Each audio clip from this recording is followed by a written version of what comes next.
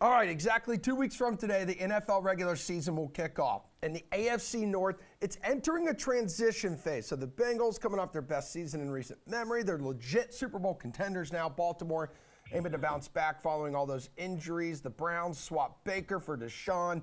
Pittsburgh is ushering in first-round rookie Kenny Pickett following Big Ben's retirement. Yeah, bring it in, people. You're watching The Sweat presented by DraftKings. I am Emerson Latzia. So coming up, we're going to talk best bets around the EPL, MLB, and Big Ten because only 2 days stand between us and college football kicking off. But first, our daily divisional previews continue with a look at the AFC North, one of the most competitive divisions in the NFL. We got these three dudes to help us out. Good morning to DraftKings contributors, Pierce Dietrich, Jeff Ulrich, and Reed T. Fowler. So, Jeff, who would you consider the top DFS player here in this division? Take your pick because there's talent galore. I don't really think you can go wrong with like a handful of players here. This is an interesting division for daily fantasy, just for fantasy in general. I'm going to roll with Ja'Marr Chase simply because I think Ja'Marr Chase has the most potential here. 18th in targets last year, and he ended up as the wide receiver 3. This guy's basically uncoverable as a rookie. What is he going to do with like a full offseason of a healthy Joe Burrow who's now got an improved offensive line behind him? Just torching cornerbacks all season. I think that the sky is the absolute limit for Ja'Marr Chase. If you watch this show, you know that I love Justin Jefferson, but like Ja'Marr Chase is right up there in terms of potential. The only thing that really worries you about Ja'Marr Chase getting sucked down is that he's got T. Higgins, who's a really big body target, who's really good going up and getting the ball too, to potentially just keep those targets, outside of the top 10 again. Other than that, if Ja'Marr Chase's target share goes up, goodbye. I mean, he's going to be absolutely the number one wide receiver. I'm going to go with him, but, I'm sure the other guys are going to bring up other names. I just am in love with the potential for Ja'Marr Chase and really excited to see what him and Joe Burrow can do behind an improved offensive line this year. Yeah, Reed, what direction are you going in here? Yeah, I mean, I knew Jeff was going to go chalk with Ja'Marr Chase, and he's absolutely right. I mean, I think I was the only guy on this panel who actually believed in Chase last year. Both of these guys saying, oh, he drops it too much. He's a rookie. He's not going to play well. That is definitely up Pierce's alley. I would never say anything like that. Yes, you would. Yes, you would. Ulrich, you were 100% off of Chase. Week 1, I believe. We can roll the tape later. But I'm going to go a little bit different way. And look, Lamar could contend for MVP. Chase is fantastic. He could be Offensive Player of the Year. Absolutely. But how about Rashad Bateman? Let's go a little bit cheaper. Let's go with these guys who are a little bit on the unknown, quote unquote. We all know who Rashad Bateman is, but we didn't really see him last year. He averaged 5.6 targets in the 12 games that he played. And this Ravens team was riddled with injuries, and we didn't really see them play at their zenith. We didn't see them play with all of their guys. Now basically the highest franchise guys in terms of a salary cap are playing. They're back. Staley's back. Obviously, Lamar, Marcus Peters, Marlon Humphreys. That whole defense is back. I think Bateman now is that guy. He's at $5,300 week 1. Yeah, it's $2,000 cheaper than a guy like Ja'Marr Chase. And the Ravens play the Jets. We don't know how the Jets are going to be. Their secondary is okay. But I do think that when you have a 23% target share void now that Hollywood Brown is giving up, that's going to go some to Andrews, but defenses are going to hone in on him. So give me Rashad Bateman. All right, Pierce, there's also this guy, I believe his name is Lamar Jackson in the AFC North. Yeah, Jackson's fine. 3,600 yards rushing in his first 4 seasons. That's kind of good. And he will have a good season. I thought my pick was going to be contrarian, and then Reed pulls out the Bateman pick. So I'm a little bit more conservative, but not as chalky as Jeff with Ja'Marr Chase. If we believe the Bengals are going to be good, we believe Ja'Marr Chase is going to have this monster season, well, that's going to require a lot of bracket coverage. You throw T. Higgins in the mix as well. That means the safeties are not going to be very close to the line of scrimmage. You're going to see a lot of open lane and open space for Joe Mixon to have a monster season. We talk about the offensive line is going to help Joe Burrow and Chase out the season. That's going to help Joe Mixon as well. He had a pretty good season last year. You're going to see a heavy dose of Mixon, a little more contrarian. Obviously, Chase is the number 1 guy. Jackson's up there too. But you know who we're not talking about? Nick Chubb. Where is that guy? Where's the guy complaining about us not ranking him in the top 10? You're right. Anyone screaming for Nick Chubb right now? Probably not. Okay, so we'll get to that. We'll get to that, Pierce. Yes, we will. Reed, last year, so the AFC North was the only division in which the favorite or co-favorite did not finish first. In fact, Baltimore, I believe, was plus 120 last year, ended up being last. This year, Ravens back at the top, plus 140 to win the AFC North crown. Would you bet that, or would you rather go Bengals at plus 170? Like, what's the move here? Yeah, I can't wait for Pierce to talk me on the Steelers train at plus 1,000 and how that's positive EV with Mason Rudolph starting. No, I'm actually going with, I said it, I'm going with the Ravens. I think that's a sharp play. They're 9.5 currently. Oh no, excuse me. That's the game total, but excuse me, the win. The win total. Yeah. Going back, it's still the Ravens for me. Like I mentioned, I still think that they got just riddled by that injury bug. I do think they present the most value. And look, the Bengals, they still have a lot of room to grow, right? They have basically no one protecting Joe Burrow. They had a rookie wide receiver in Jamar Chase, and Joe Mixon coming off some pretty bad injuries the season previous. So I'm fine with the Bengals. I think they're fantastic. I think they really shored up their offensive line, but I still think the value is on the Ravens. Okay, Pierce, like, when does a team that finishes, last in a division become the favorite to win the division the next year? Like, here we are. Yeah, it's a possibility when you have as many injuries that the Ravens have. But first of all, I think we all agree you can just scratch the Browns off this list and don't throw money at them unless you just want to set it on fire. Maybe the same thing with the Steelers. It's a two-horse race. My concern with betting the Ravens, or even with the Ravens doing anything, is they're entering the season kind of similar to last year. They've got running back issues in terms of health. The wide receivers, as much as Reed likes Bateman, they are unproven. There is going to be a lot on Lamar Jackson's shoulder. He's played well in the past, but he's also had a pretty strong supporting cast. His offensive line is back. That's huge. The secondary is healthy again. But if you remember, Marlon Humphreys was healthy in the first matchup against the Bengals, and rookie Jamar Chase was just absolutely torching him. I think even a healthy secondary, a healthy Ravens defense is not quite ready or can match up against Cincinnati. I would bet Cincinnati. Okay, which way are you going here, Jeff? You want to bet the Ravens, you want to bet the Bengals, or are you dumb enough to bet the Browns? I'm definitely not dumb enough to bet. Well, I am dumb enough to bet the Browns, but I'm not going to do that. I think the Browns are they're just a wild card team. Yep. I mean, there's just too much uncertainty. So who knows? I mean, there's still talent there. But yeah, like these guys, it's a two-horse race. We'll get to the Steelers in a second. I think these odds should be flipped. I'm on Pierce's side here. I mean, I don't think there's I'm not down on the Ravens, but what do we know about the Ravens? They couldn't get past the Titans or the Chiefs. They got stomped by them in the playoffs. I think we've already seen peak Ravens. I mean, Pierce has alluded to it. There's a lot going on here, and if Lamar Jackson just gets a little bit injured, a little bit banged up, where is this team going? It's not going anywhere, really. They brought in some guys on defense. I do like their draft picks. That's why I'm not necessarily downgrading them too much here. But the Bengals are the team that they got the room to grow. They've improved their offensive line. I mean, I'm not really sure why they're not getting more respect here. At the very least, these two teams should be even. There's definitely some value, in my opinion, in taking the Bengals as a second favorite here at plus 170. So that's where I would go. Again, it's not like a huge bet or anything like that. We're not talking about plus 300, but I really do feel like the Bengals getting a little bit of disrespect, not being up there with the Ravens. Well, Pierce, what's your favorite team win total here? Because in the AFC North, while we just talked about it, Baltimore favored to win the division. The Bengals actually have the highest win total here, currently sitting at 10. Yeah, I wrote down Cleveland under 8.5. That can't be right. Can you guys put that on the screen? I've got that written on my paper. It is 8.5. What? You got to go under this number with Jacoby Brissett stuff. It's in front of me. I don't believe it. Maybe they're going to get Jimmy Garoppolo. I still don't believe it. Even if Garoppolo comes in, he's missed out on too much practice time. You're better off with Jacoby Brissett. How is this team? Well, I guess it is juiced up to minus 140 now, so that does make sense. But that's where I would go. This is not even a 500 team. And by the time Watson gets back, maybe people are betting maybe there's going to be this miraculous situation. The Browns were a 500 team in December last season, and they decided to quit. This is pretty much the same team, the same coaching staff. They're not going to be at 500. Yeah, Watson's going to come back, but what are they going to play for? Now, they can't tank because they traded all their draft picks away. But if this team pretty much gave up last season, I mean, haven't they already given up? What's there to play for right now? You got to hammer the under. This is just too high of a number. Yeah, and Jeff, I mean, Pierce kind of makes a good point there too. If Cleveland is out of the playoffs by late December, would they even really risk starting Watson in meaningless games too? Oh, absolutely they would. They're an NFL team. This is what NFL teams do it all the time. Like I don't really have a problem with betting the Browns under. I will say this. I lean towards the Steelers under more. And there's a reason why. It's strength of schedule.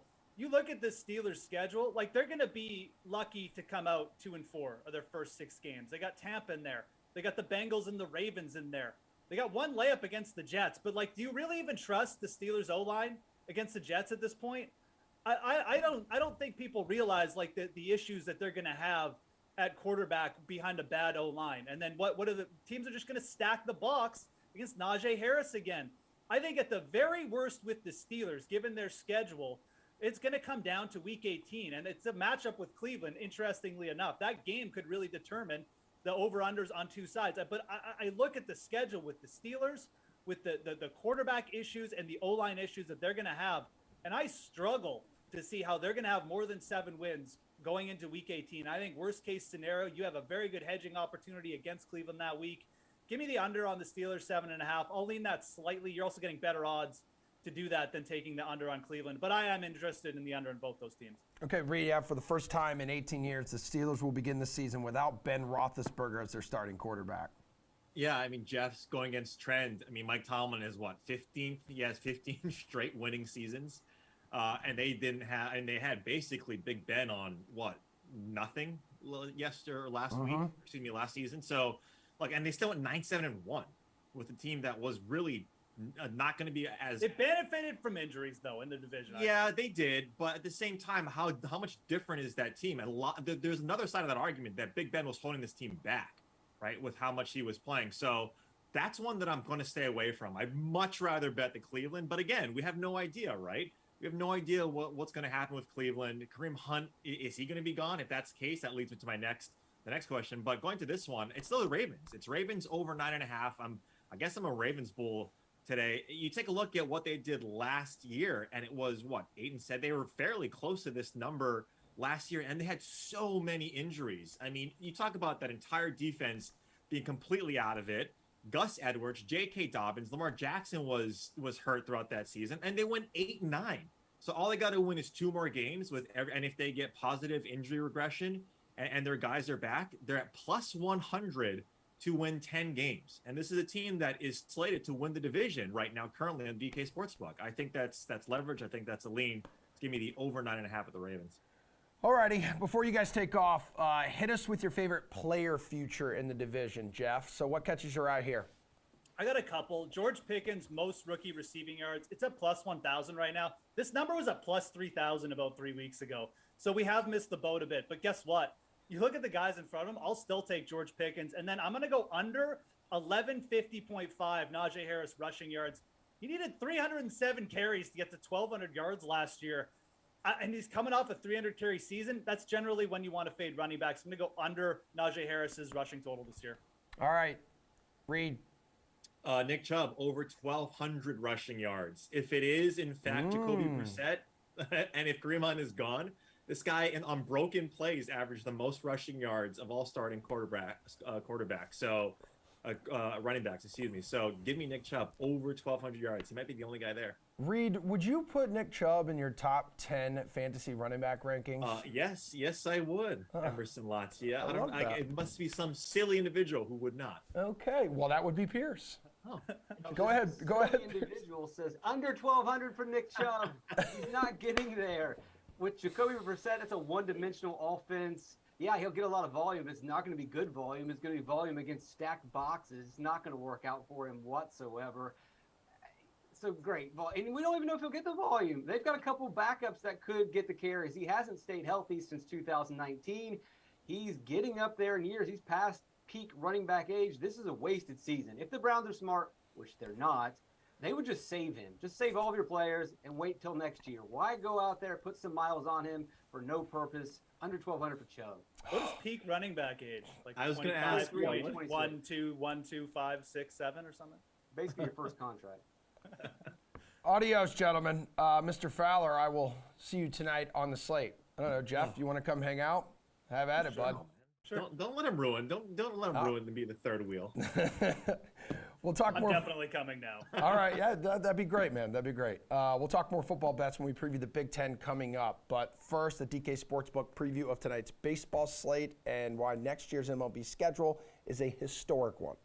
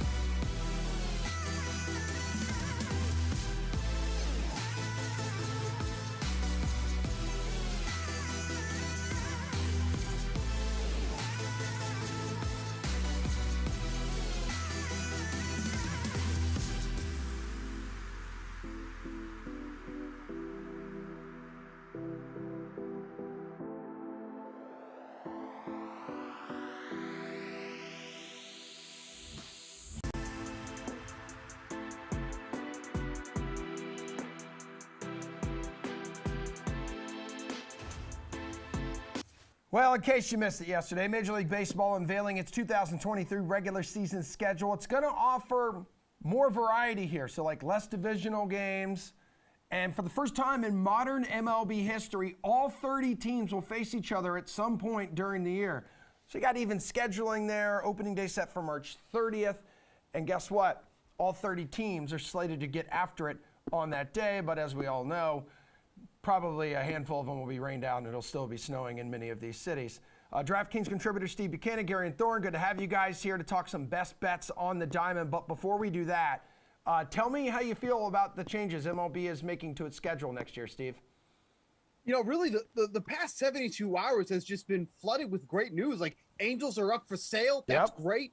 MLB making these schedule changes just gives it a more balanced approach. Like, you look at some of the parameters that are included in this, like teams will face their division 52 times. That's 24 fewer than in the past, but brings the individual team matchups to 13. So those games are really going to count. But, you know, we talk about if the Orioles were in like the AL Central, like they'd be in first place or something like that. Like, it just brings more, I think, more of a normalcy to this schedule here. I love this approach. It gives everybody a chance to see all these players. So I think this is really great for Major League Baseball. I think this is huge for the sport overall. Yeah, do you agree with that, Gary? And I do love the fact of, like, finally, like, stars will be playing stars, you know? Like, it's guaranteed. Yeah, look, it's amazing. I think, you know, most of the people who work on this show are from Boston. I'm from Toronto. I think pretty much anyone who's cheered for an AL East team their entire life has sort of been pointing out the hypocrisy of this schedule. Having to play within the best division, half your games, essentially. Like, the Red Sox, if you just want to break it down this season, the Red Sox are like 15 games above 500 when not playing the American League East in 2022. Yep. Like, that's how important some of these schedule quirks actually are. So, like Steve said, I mean, I'm fascinated by getting to see every single team across the entirety of a single MLB schedule, but I'm really curious to see what win totals look like in 2023, because I think you're going to see some crazy high totals in the American League East, and you're going to see some incredibly low totals in the American League Central, and especially the National League Central, because I think there's so many interesting quirks with the NL Central. Not only are they going to get to play the terrible teams within their division less, but the National League has historically been dominated by the American League and interleague play. So, man, are the Pirates going to win 50 games next season? Yeah. It's like a fun question we can start exploring. I mean, Steve, do you think the new schedule, like, how do you think the new schedule will impact betting? I mean, Gary just laid it out perfectly. Okay. Like, the win totals for next year are going to be so buck wild, I feel like, when you think about it. Because, like, you brought up a great point. Like, the Pirates do have the benefit of playing a really bad NL Central division. Like, they're bad in itself. But now they're going to play, like, the cream of the crop at some point during the season. So, like, legitimately, like, what if they don't even win 50 games next year? It is very possible that could happen. So I think when the win totals come out next year, you're going to be blown away. We're going to be dissecting that more than ever coming up next year. So I think that's going to have a huge impact, not just for the daily stuff, but more of the futures market. I think is what's going to have the biggest impact overall. Yeah, and speaking of winning, Garion, your Blue Jays now 12-3 against the Red Sox this season. They're one of 6 games on the main slate tonight, by the way. Good news is we do have some studs taking the mound. What's a prop from, let's say, like DeGrom, Nola, or Gausman you like, Garion? Yeah, I kind of looked at those 3. Didn't see anything that immediately jumped off the page. So let's go to a guy who hasn't been a stud this year, but I still think is a stud, and that's Lance Lynn. His strikeout prop tonight is set at 5.5, which is just a tick too low for my taste, particularly because the over right now is paying out at plus 100. Lynn has not been good so far in 2022. I don't think anyone's going to argue that. I don't think Lance Lynn would argue there's been any good so far this season. However, he has been able to strike guys out. He's had at least 6 strikeouts in 6 of his last 7 starts. And in that 7-start span, he's got a 28.4% strikeout rate, which is, if not elite, very, very close to being elite. And then you've got a Baltimore team that, look, isn't like the Tigers in terms of strikeout rate. However, they're in the middle of the pack in most of the key categories you'd be looking at. And they've also been one of 9 teams the last 2 weeks with a swinging strike rate above 12%. So especially at plus money, I think taking Lance Lynn over 5.5 strikeouts is something I'm really going to be invested in tonight. Okay, Bukes, what will you be invested in here? Yeah, so we got Justin Dunn making his 4th start for the Cincinnati Reds. You can tell the Reds are going nowhere because they continue to trot out Justin Dunn. Give me over 5.5 hits allowed at plus 120. It's amazing to look at his numbers when you consider how soft the schedule has been through the first 3 games. He's faced the Pirates, the Cubs, and then, a tough matchup against the Mets. Still, he's already allowed 15 hits through 13 1/3 innings. Has a 6.08 ERA with an expected ERA of 7.93. So he's actually been even worse than the numbers are showing so far. He's just not striking guys out, only inducing a swing and miss rate of just over 8%. The Phillies should be all over him tonight. Give me over 5.5 hits. This is going to be a short outing for him, but of course, after the Phillies get over 5.5 hits. All right, Gary Bear, hook us up with a run total you're targeting on the DK Sportsbook tonight. So let's go back to that Boston-Toronto game. I'm going to take the under 9 in this one. It's just a really high number when you start looking at a lot of the factors here. I mean, first and foremost, Kevin Gausman is currently on a streak of 22 consecutive innings where he is not allowed a run on the road. He has had much better road splits than home splits throughout the entirety of 2022. He's got the lowest qualified FIP in all of baseball. So you've got one of the best pitchers in baseball taking the mound for the Blue Jays. On the other side, Cutter Crawford hasn't been amazing, and his last start was absolutely putrid. However, he is someone who has very severe handedness splits. Cutter Crawford's biggest issue has been left-handed bats so far in 2022. A .595 slugging percentage to left-handed bats, just a .331 slugging percentage to right-handed bats. The Jays have a lot of good right-handed bats, but they're still right-handed bats, and Crawford's had a pretty good start against the Jays already this season. Toronto's the type of team you want to be dominant against right-handed batters against. So I think with the Boston offense struggling in general, obviously a lot of injury woes factored in with them as well, and Toronto may be facing not the best possible handedness matchup tonight, I think this game goes under the number. Steve, what is your run total du jour, my dude?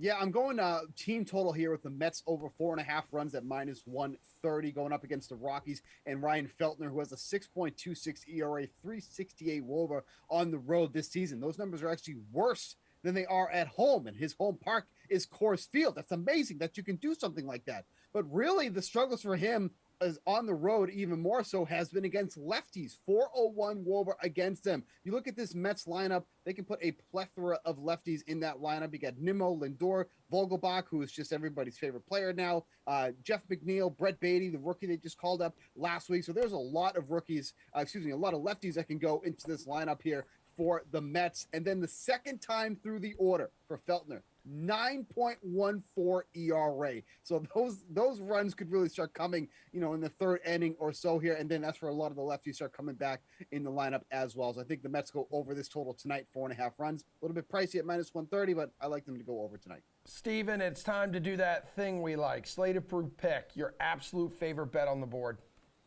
Just going right back what Gary said, I had Toronto and Boston to go under 9 runs tonight. Kevin Gausman has absolutely wiped the floor with the Red Sox this season, which is most of Major League Baseball, for being quite honest. But 4 starts, 1.38 ERA, 4 earned runs, and 37 strikeouts through 26 innings pitched. I don't know if you saw that Red Sox lineup last night. They are missing a bunch of their key starters. You got Bobby Dahlbeck playing shortstop, first time since high school. Terrible. This is a major league club. We have that guy playing shortstop. Good Lord. And then even like what he said about Cutter Crawford, bad start his last time out. I'm more than willing to chalk that up to a bad start. He's been pretty good otherwise. He's been more than serviceable.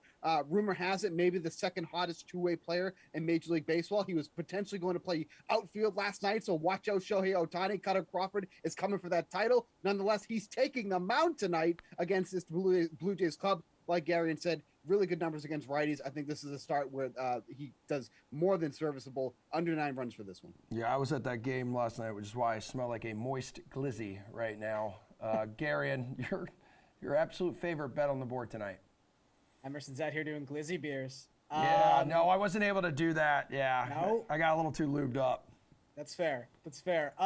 Look, Steve mentioned that, Bobby Dahlbeck playing short. Maybe the Red Sox defense is the reason that the under is not my best bet, even though I really do like it tonight.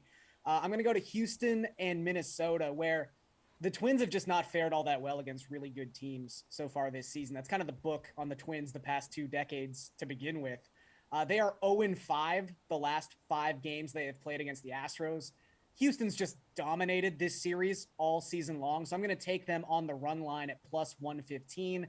Archer's been all right the last month or so. Luis Garcia hasn't been great, but even in the best case Archer scenario, I think this is basically a wash between those 2 starting pitchers, whereas the lineups for this game are completely favored in Houston's advantage. In fact, across the last 2 weeks, the Astros have a 130 WRC plus. The Twins have an 83 WRC plus. They are really feeling Byron Buxton not being at the top of that lineup. They just cannot keep up with a team like the Astros. So again, I'll take them on the run line here at plus money. All right, gentlemen, thank you so much. We are going to dip our toes into the baseball bargain bin coming up. But college football, it's on the menu. We're going to talk some best bets around the Big Ten coming up. Week 0 kicks off on Saturday here, and Golick and Smetty did their full college football preview with Holly Anderson and Spencer Hall. That's the duo from the Shutdown Fullcast. So they give us a surprise team to keep an eye on this season, and not a surprise, it's America's team. We know all the top teams again, especially the top 2 or 3 teams. Who is a team or maybe a couple of teams that may go, okay, well, they surprised us a little bit this year that we may not be thinking of that could make a little bit of a run. This is going to get posted on the internet, right? Yeah, it is. 100%. Okay. Yeah. I'm going to regret this. UCF. Yeah. UCF? I'm going to regret this. Y'all, and it's not even, it's more of a vibes thing than anything else. It's just Gus looks so relaxed down there. He looks, it's such a contrast in the quality of life between the Auburn Crucible and living in Orlando. He and his wife just cut a $250,000 check to a university foundation. He looks like he's not wearing a visor. He looks in the photo. Honestly, I've never man. seen his head without a visor on it. He looks younger now that he's let his hair grow gray. Yeah. And more than that, and in watching Bo Nix progress over the post Auburn, post Malzahn years, do we now have to go back and reassess Gus Malzahn? Because I think we might have underrated him at the time, doing what he did with Bo Nix at that age.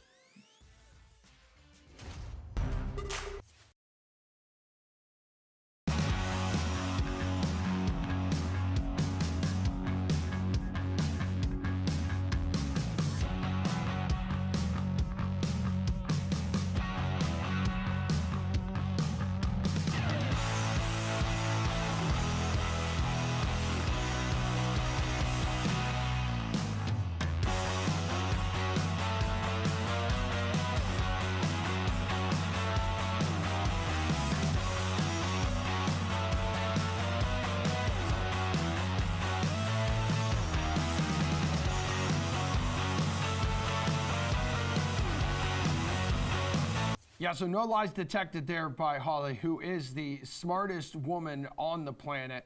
Don't forget to download Golic and Smetty on your favorite podcasting platform, or you can watch them on YouTube. As expected, ton of amazing analogies from Holly and Spencer, including how Coastal Carolina is like hot tub time machine. And speaking of hot, we're taking a trip to the MLB bargain bin with DraftKings contributor Nick Fryer. We got RotoWire's Paul Bruno on the horn, as well as Eric Halterman helping us out with DFS value plays. So Nick, a few big games going down tonight.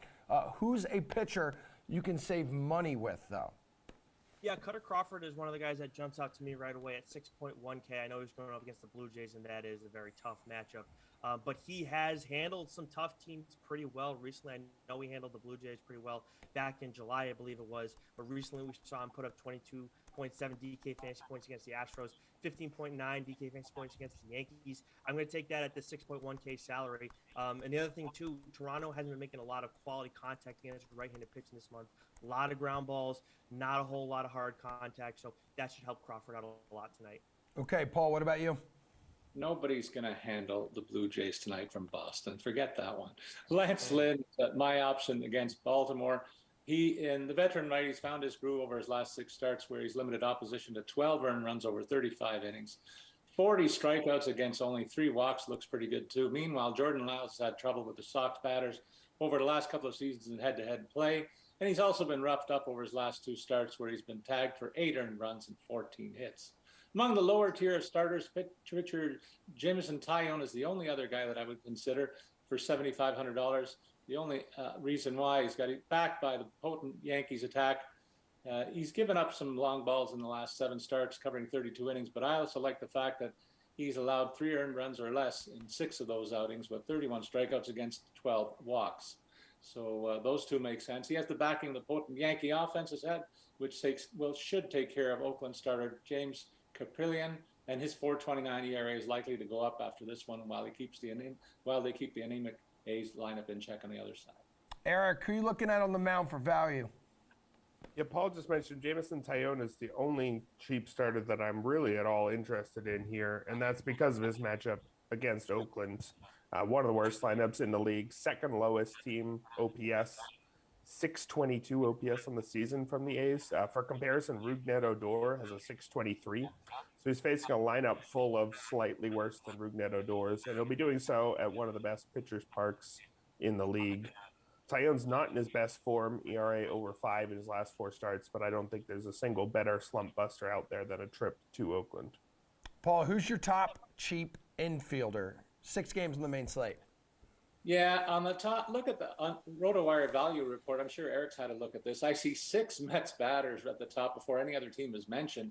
Included among them is Daniel Vogelbach, who's enjoyed his most productive stretch over the last 2 seasons since he joined the Mets, with a .269 batting average, 400 OBP, 11 extra base knocks, and 15 ribbies. He costs $3,800 tonight against Rockies starter Ryan Feltner and his bloated .588 ERA over 56 innings pitched. I also like Astros' Yuli Gurriel, who's costing only $3,100 despite a very nice stretch where he's hit safely in 10 of his last 12 games in the middle of a stacked Houston offense. I know Chris Archer's looked pretty good recently, but he hasn't faced a very strong opposition for a while, certainly nothing like the Houston attack that will face him tonight. All right, Eric, what direction are you going in here? Yeah, based on that same tool Paul was talking about, I really like Brett Beatty of the Mets, $2,500 tonight. Homered in his ML debut, but has just 3 hits since then in 7 games, which isn't exciting. And he's batting 8th, which also isn't exciting. But he's batting 8th as part of a very strong Mets lineup. Could maybe think about an interesting wraparound stack here, maybe an 8-1-2 stack or something like that. Beatty is a guy who hit .315 with a .943 OPS in the minors, so I'm not too worried about his slow start in about 8 games for the Mets here, especially because he gets to face Ryan Feltner, .588 ERA on the season. I believe he was talked about in the last segment how he was actually even worse away from home. Definitely want to pick on him here with several Mets, and I think Beatty is a cheap addition to whatever Met stack you're looking at. Nick, who is a good value play in the infield? Yeah, I think the White Sox and the Mets are going to be the ways to go tonight, just in general when you're looking at value hitters. For me, when you're talking about the infield, though, Elvis Andrus is a guy that stands out going up against Jordan Lyles. 2.5K. And look, Andrews is a guy that you can easily overlook a lot of times, but if you're trying to save at shortstop tonight, this is a guy who's a good little dart throw because he's done pretty well against Lyles throughout his career. He's seen him 34 times. 2 of those times he's gotten walks, so he's 11 for 32 in his career with a pair of doubles. Andrews has a 36.1% fly ball rate against right-handed pitching since the break. That should play well against Lyles because Lyles is allowed right-handed hitters to post a 56.4 fly ball rate and a 41% hard contact rate throughout the month of August. All right, let's go to the outfield, guys. I need a value play in this department. Eric.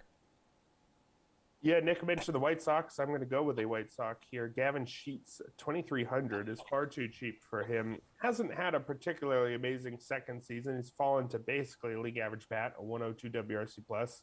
But a league average bat, I think, is more than $2,300, at least for me. He has actually cut his strikeout rate this season to just under 20%, but that's come with a drop in hard contact. So if he can get that hard contact back from last season while keeping the reduced strikeouts, there's maybe something more there heading into next year. But even this current version, he's got 10 hits in his last 4 starts and a 158 WRC plus losses across his last 21 games. So he's been hitting about as well as we've seen this season. And again, even if he wasn't this kind of price against Jordan Lyles, who is a forgettable back-end starter, 4.61 ERA on the season. Only thing he's done well is avoided walks, and he hasn't even done those to a particularly notable extent. I'll take a league average bat against that kind of guy for a near minimum price any day. All right, what do you want, Nick? Yeah, I think if you're trying to find a stack, a cheap stack, I think the White Sox outfield is the way to go tonight. But for a one-off guy, I'm actually going to go back to the Mets. I'm going to go with Mark Canha at 3.61K going up against Colorado. He's been swinging it lately, man. I mean, a 303 ISO against right-handed pitching this month, 42.9% fly ball rate, 39.3% hard contact rate. And then we already talked about Feltner quite a bit. He's going to felt something tonight, that's for damn sure. Righties have a 33.3% line drive rate against Feltner away from Coors this season, so he's in for a rough one. All right, Paul. I'm with Eric on the Gavin Sheets call. You got to like the price tag for a guy who's got the 10 knocks in his last 18 at bats. But I also like Jake Fraley looking like a good play for $2,700. The Reds outfielder's been on a tear recently over his last 10 games. Consider 4 multi-hit games and 4 homers as well. He'll enjoy the platoon advantage against Aaron Nola, who's been a little erratic over his last 7 starts, either really, really good or really, really bad. I'm hoping he's really bad tonight. All right, you guys are free to go. We do have a preview of match week 4 around the EPL right after this.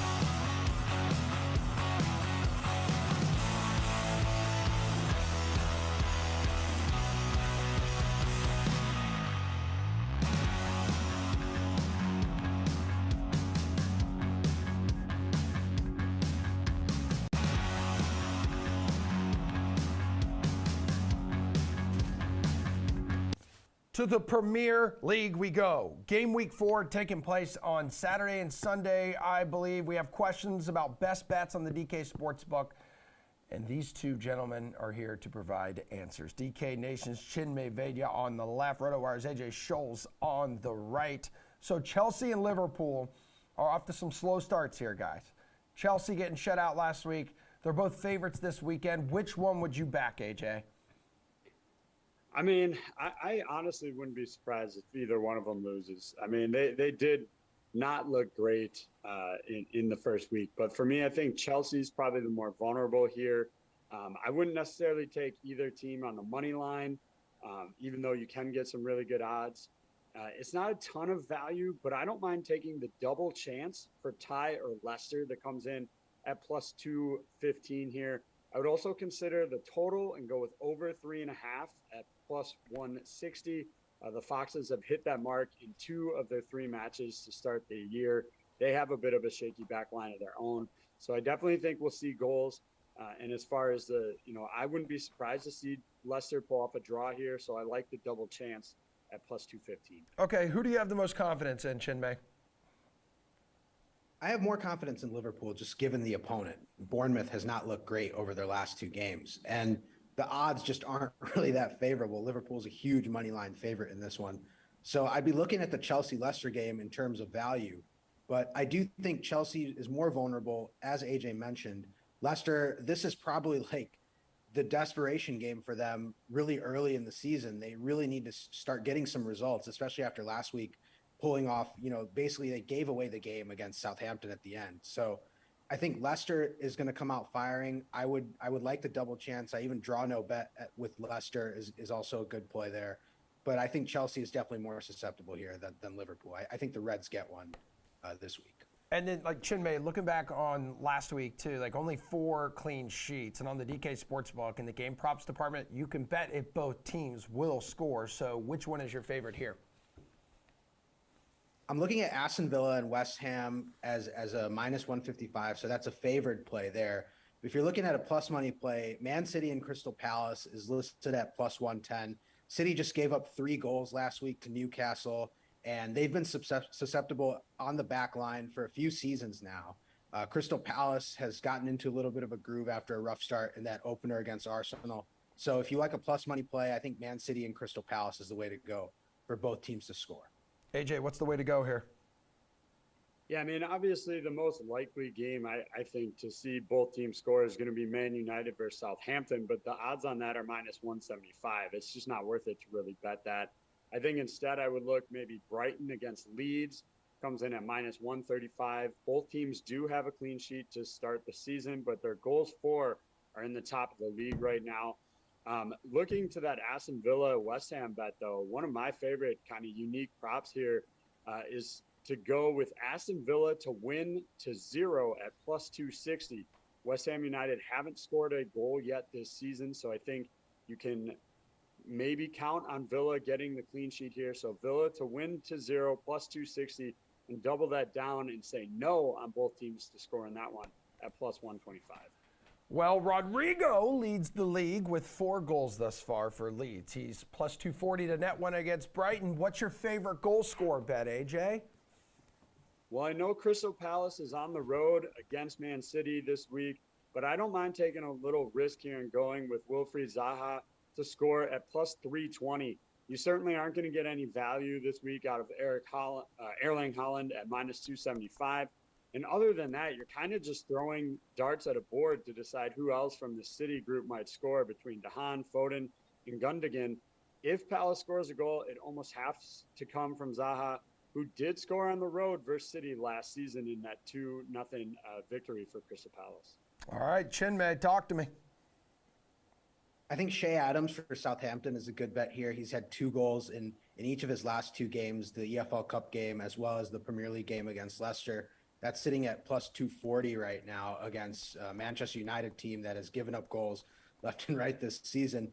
Another one, which is very interesting, back to that Chelsea-Leicester game, is James Madison. And somehow he's sitting at plus 400. I know he played earlier in the week, so there's questions about how much of a workload he's going to have. But he's been Leicester's most involved player so far offensively, and he's scored in back-to-back Premier League matches. So I like Madison plus 400 if you want sort of a higher upside play. Shay Adams is probably going to get one plus 240 for him is a nice bet as well. It is time for Das Sweaty Boot, when you're going to give us your favorite bet this weekend, Chinmay. I like Newcastle on the money line against Wolves. It's plus 170. It's been sort of alternating between plus 170 and plus 175. Somehow this is an even money line play. Wolves are also listed at this number, and I just don't see it. Wolves have been pretty bad offensively this season, only 1 goal so far in 3 Premier League matches. And Newcastle look like a real team. They proved that last week against Manchester City with that 3-3 draw. So I'm going to go with Newcastle on the money line. Got it at plus 170. You can probably get it plus 175. It might oscillate a little bit, but it's around that number. And I think Newcastle is just a much better team in this one. AJ, you guys have been feeling the pressure, man, with these sweaty boot bets. Yeah, it has not gone great for us. I'll cling to that one pick lead that I'm still holding out here. But look, for me, Nottingham Forest has put together a pretty decent start to the year, especially for a newly promoted side. They've been shelling out cash left and right, but they have not faced anything like Tottenham. It's a home match for Forest, but I think they're just going to be outclassed. So for me, I'm going to take Son Heung-min Min to score here at plus 115. He's got 9 shots, 4 on target through the first 3 matches. No goals yet, but this feels like a good time for him to score. So Sonny to get a goal, plus 115. I mean, you guys have been nailing a lot of these bets, like in these segments the past few weeks. It's just when the lights are bright and when it comes to sweaty boot time, we need you to pick it up a little bit. So let's go. This weekend, fingers crossed they hit. Good stuff, guys. One more break to go, one more block to go. We're talking best bets around the Big Ten with Colin Sherwin after this.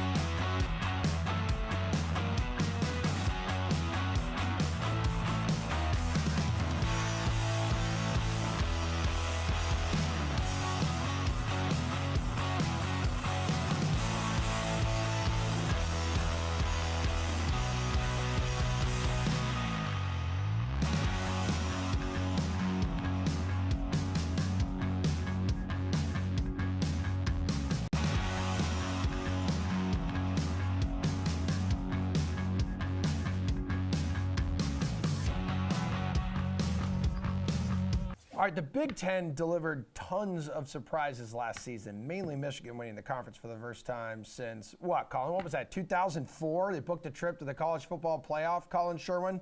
That is correct, sir. That didn't end very pretty, did it? No, not at all. And that's what happens when you sort of squeak through against a team that actually has a little bit more talent than you. And they're going to fall off even further this year. But we'll get into that now here on this fantastic segment, buddy. Oh, you mean business. You just put the glasses on? Okay, you're dialed in. So it is DK Nation's Colin Sherwin, everybody. And let's go over some best bets for the Big Ten. I am excited. Like I mentioned at the top of the show, 2 days separate us between the start of college football. Week 0, which I think just sounds super weird. Anywho, we'll start at the top with some of the studs here. CJ Stroud, the Heisman favorite on the DK Sportsbook. That's probably not good enough value here, but how about another guy you truly believe in if you truly believe in the Buckeyes? So I don't believe in the Buckeyes, but if I had to make my choice, I would actually go with Taion Henderson at plus 3,500.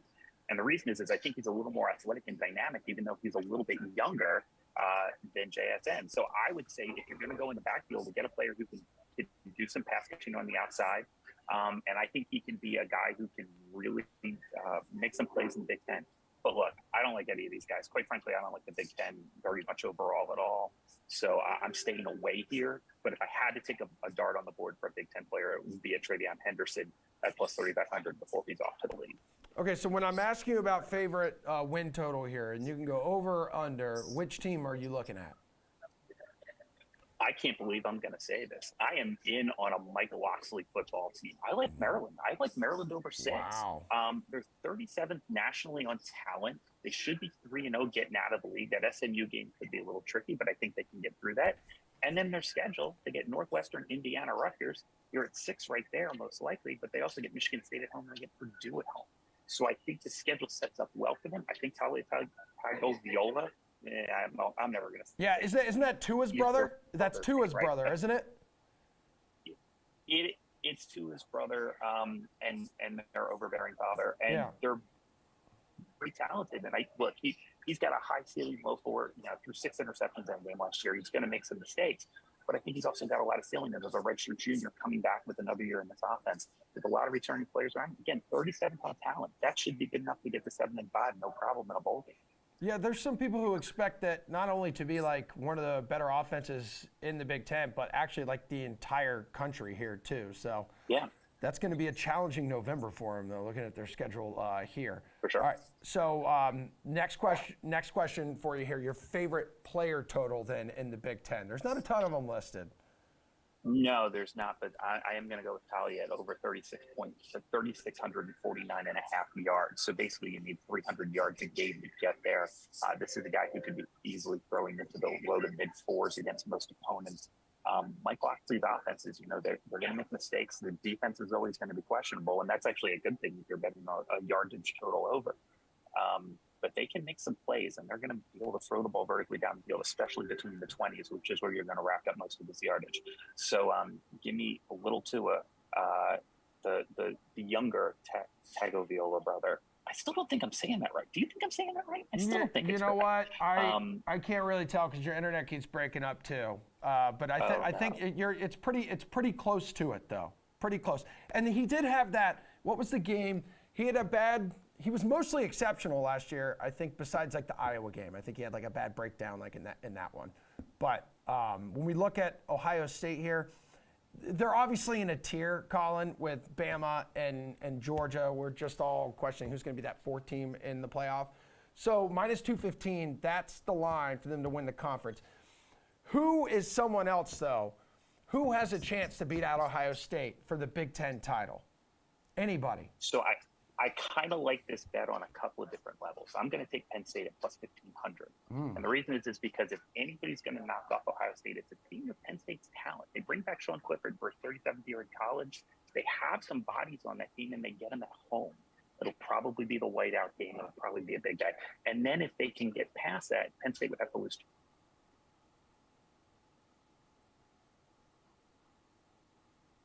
Well, we lost Colin Sherwin, so as I mentioned, his internet, is he back?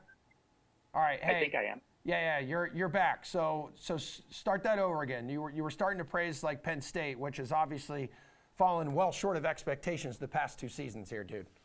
Yeah, for sure. But they've got some returning talent here, and they bring back a 37th year quarterback in Sean Clifford. So I kind of like Penn State here at plus 1,500.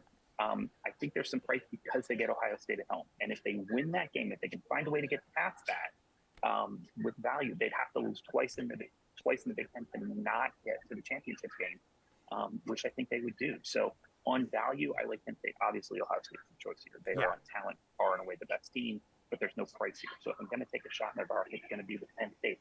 And look, James Franklin, his tenure has certainly been up and down, but he's consistently a good coach, and he wins a lot of big games at home. This is going to be a big game at home. Hey, is there any other team you would bet besides Ohio State to either make it to the playoffs or win a national championship, or would that just be too silly? I think you're setting money on fire there. I just don't think there's any value outside of this. It's funny that DK is only offering one team even to make the playoff out of the Big Ten right now. I think that shows you sort of the strength of this league. But yeah, if I was to do it, there is a Wisconsin bet available. I think it's Wisconsin plus 1,000. And you would probably not hate having Wisconsin at 10-1. They'd make the championship game against Ohio State on the money line. But again, they got to get there. So I would stay away there. But yeah, I just don't think there's much value in the Big Ten this season.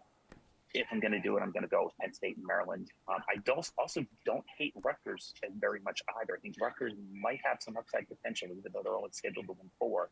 I could see them getting the 5 with their schedule. But otherwise, this league is really a stay away from me. It's so one-team dominant. Hey, really quick before you go, because I believe you were pretty big on Chet Holmgren before the season. You just saw the news this morning that he's out for the year. Then I saw that I believe he hurt his foot in a pro-am. I think he was guarding LeBron James is what I've read, and some of the reports on Twitter. How big of a blow is this, not just for obviously the Thunder, but just for basketball fans in general, man? Yeah, look, I had Paolo for the rookie. I love Chet, but I'd seen Chet in person a couple of times last year, and really, and think he's got super high ceiling. But Paolo now, give me Paolo versus the field to be the rookie of the year. Okay. I mean, for sure. Like, there's just no, if you can still find some late Paolo money out there, I would grab it now. If he stays healthy, he's probably going to be the rookie of the year for sure. It's unfortunate for Oklahoma City. Yep. But Chet needed a year in the weight room anyway. And Yeah, he could dude. still lift weights with a bad foot. So, not the worst thing potentially as well. We've seen this with like Joel Embiid too, where guys get hurt, come back, and they're in much better shape. Yep, for sure. Appreciate it, Colin. And also anyone out there, if you bet Chet to win Rookie of the Year, Defensive Player of the Year, DraftKings Sportsbook is refunding all of those bets because of the injury and because of him being out for the year. Thanks, everybody, for watching The Sweat this morning. We appreciate it. We're back here in studio, 11 o'clock Eastern Time. And then tonight I'll be joined by Reti Fowler in a living room edition of The Slate. We'll see you then.